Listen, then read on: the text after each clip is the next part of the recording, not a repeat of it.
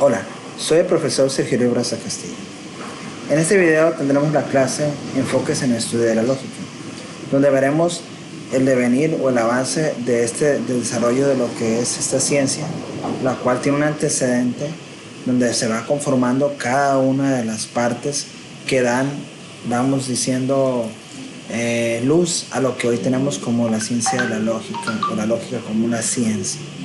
Para esto vamos a ver algunos enfoques y algunos, podemos decirle, personajes importantes que fueron fungiendo, fueron creando, fueron razonando diversas ideas que fueron conformando lo que hoy llamamos lógica como una ciencia, ¿no?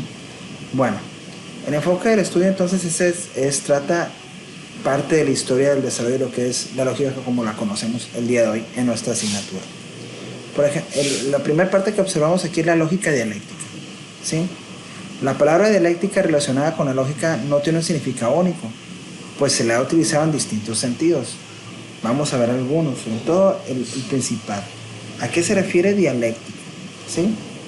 Bueno, ya sería la teoría o técnica para dialogar y discutir y descubrir la verdad, pero mediante razonamientos, la exposición y confrontación de razonamiento. Es decir, la dialéctica tiene que ver o busca precisamente a través del diálogo encontrar, a través del diálogo, la confrontación y la exposición de distintas ideas, buscar una verdad que nos permita conocer mejor nuestra realidad, ¿no? Dependiendo de la situación. Entonces, la dialéctica tiene que ver con eso. Dentro de la dialéctica tenemos tenemos un personaje llamado Sócrates, ¿sí? Muy conocido, ¿sí?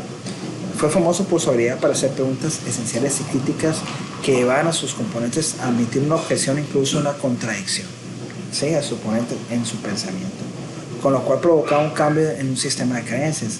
El método socrático fue conocido como arte mayéutica, ¿sí? O sea, ese personaje tenía la gran habilidad de confrontar o de expresar ideas que quizás con otros personajes diferentes a otros personajes, a otras ideologías, vamos diciendo, y tenía la capacidad de lograr de alguna manera generar un cambio en sus ideales, en su forma de ver y percibir la realidad. Tenía esa gran habilidad y era una persona que fue uno de los pilares de lo que hoy llamamos la lógica, ¿sí? Por sus grandes aportaciones a esta misma, que vamos a ver un poquito más adelante con algunos aspectos más que nos menciona aquí al menos en el libro de texto. Por otro lado está Platón. Para él la didáctica no es un mero diálogo, ¿sí? No nada más es hablar, sino que es el objeto supremo del entrenamiento del filósofo, un método para llegar a la verdad razonada. Esto está muy interesante. El método dialéctico permite elevar el conocimiento sensible que producen las ciencias a un nivel teórico. Platón expone su filosofía en forma de diálogos en los que aborda temas como el ser, la belleza, la justicia, entre otros. Es decir, no nada más era dialogar y buscar, sino buscar a través de este método, a través de esta forma de ejercer el diálogo, buscar la verdad, pero una verdad razonada, una verdad pensada, una verdad que fuera sostenida o que fuera fundamentada por algo, como le podemos llamar ahorita evidencia, por decir, algo que no nada más fuera la idea propia del personaje, sino más bien algo que se fundamentara. Y entonces esto ya lleva más allá del decir algo, de afirmar algo, sino más bien comprobarlo. Lo que yo digo, tengo la manera de cómo comprobarlo. Ahora, en esas épocas se encontraban los sofistas, ¿sí? Estos personajes subestiman el potencial filosófico que tiene la dialéctica para llegar al conocimiento verdadero y rebajan su valor a una cuestión práctica, como la formación política de los jóvenes. Los maestros sofistas fueron famosos por enseñar la dialéctica erística, o el arte de discutir, se tenga o no la razón, y por medios lícitos o ilícitos. Y esto, si lo podemos interpretar de alguna manera, pues podemos hablar de que este tipo de personas eran personajes que a ellos no les interesaba buscar la verdad, sino más bien defender su propia verdad, tuvieran o no tuvieran razón, por medios lícitos o por medios ilícitos.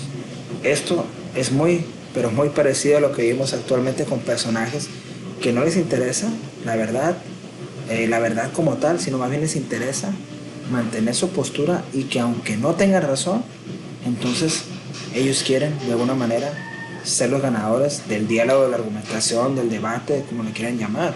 Porque aquí todo lo importante es la forma en cómo debatimos, cómo ejercemos nuestro punto de vista, pero con razones, no nada más porque yo quiero defender lo que yo pienso y no me importa si tengo o no razón, que eran la manera de actuar de estos personajes llamados sofistas. Muy bien, vamos a avanzar. Las páginas, vamos a iniciar para mencionarlo. Las páginas son a partir de la página 22 y vamos a ir avanzando para que ustedes también con el libro puedan checar algunos de estos datos. El hecho de que no veamos todo significa que no lo puedan ver ustedes, al contrario, para que enriquezcan lo que es el video, lo que estamos viendo aquí, lo pueden enriquecer viendo también, leyendo estas páginas a más detalle, encontrar pues más valor de lo que estamos hablando, ¿no? Entender un poco lo que ha sido, lo que era el antepasado de lo que hoy llamamos lógica, ¿no? Y cómo se fue desarrollando y formando esa ciencia tan importante, ¿no? En nuestra vida. La dialéctica hegeliana, ¿sí? Hegel, quien afirma el principio de identidad entre lo real y la razón, al declarar que todo lo real es racional y todo lo racional es real. ¿Sí? Para este filósofo lo real es una totalidad cuyo movimiento es dialéctico, cambia bajo el influjo de los opuestos y de la superación de las contradicciones que estos generan. La lógica de Hegel pretende explicar el complejo movimiento de lo real en su devenir objetivo e histórico, pero también la experiencia subjetiva de una conciencia que tiene que superar las contradicciones de un sistema de creencias y lograr una nueva síntesis del saber. ¿Sí? La dialéctica implica una afirmación que al enfrentar una negación genera una lucha entre ambas, la lucha que intenta superar sus diferencias y contradicciones. La contradicción solo se supera cuando ambas posiciones quedan subsumidas, incluidas en un nuevo concepto, dando lugar a un nuevo desarrollo del conocimiento. Con el tiempo, el nuevo saber será cuestionado mediante otro ciclo dialéctico. Y este personaje hablaba precisamente que para poder ir generando y entendiendo de alguna manera la realidad y los conocimientos, la búsqueda de nuevas ideas, pues seguramente en esa búsqueda, en ese devenir, en ese insistir en encontrar, crecer, propio del ser humano, pues las creencias y las ideas que estaban muy arraigadas, pues quizás se contraponían con las nuevas ideas, que seguramente eran ideas que plasmaban a lo mejor una óptica muy distinta de lo que se creía en su momento. Y este personaje, Hegel, habla precisamente que el desarrollo de ese conocimiento, el desarrollo de esas ideas, se da a partir de la confrontación y que esa confrontación vaya superando ciertas ideas pues de ambos lados, de ambas partes que están confrontadas, para que después se generara una nueva idea y de alguna manera ambas ideas o ambas personas que estaban debatiendo su propia